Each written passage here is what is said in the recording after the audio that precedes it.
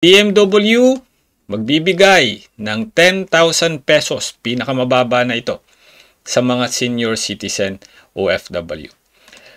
Kung alam nyo o narinig ninyo o napanood ninyo yung nakaraan nating video na kung saan nakausap natin ng Polo at sinabi natin na magkakaroon sila ng senior citizen program.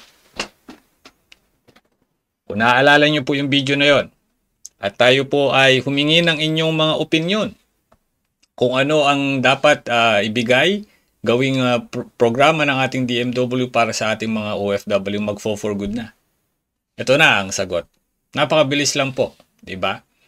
Ayon sa DMW sa kanilang press news release ngayong araw na to, sinabi nila that the DMW supports NCSC o yung National Commission for Senior Citizen 2024 Joint Memorandum Circular No. 1 para sa mga senior citizen locally at nasa abroad.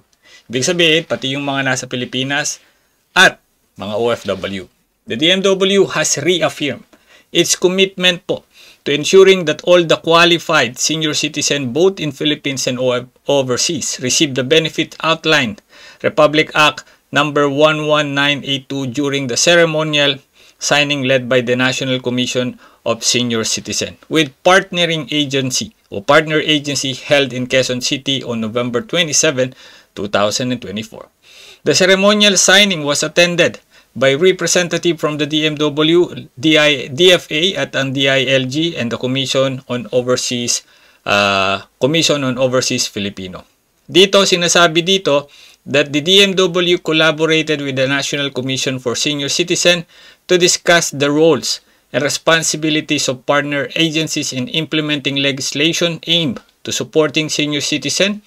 Ang key provision include cash gift, 10,000 pesos para sa mga senior citizen na nagse-celebrate ng kanilang ika-80, 85, 90 at 95 year of birthday. Kapanganakan po yan ha.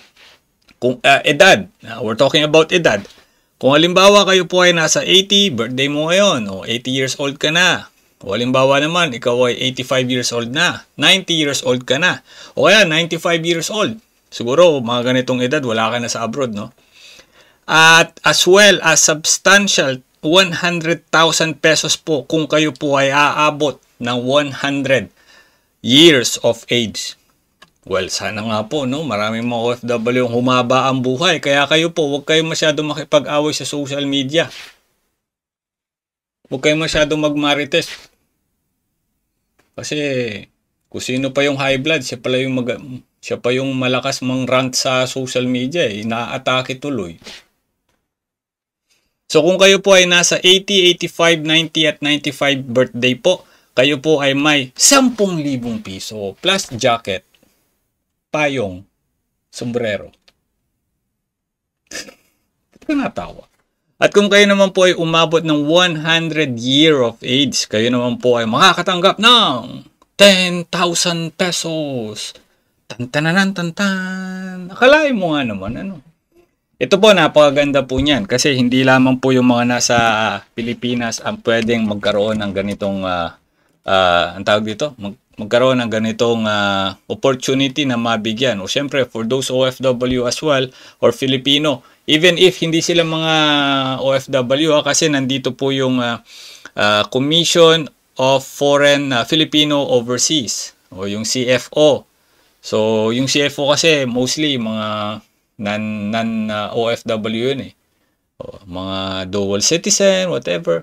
To enhance the efficiency and systematic delivery of these services, the initiative will also incorporate the Elderly Data Management System o yung tinatawag nilang EDMS. As part of the DMW's 10-point agenda, the department is committed to creating specialized program para sa mga senior citizen. This initiative will focus on addressing their unique challenges and ensuring they have access to the resources and support tailored to the specific needs. The senior OFW workers with access government program services tailored specifically to their needs.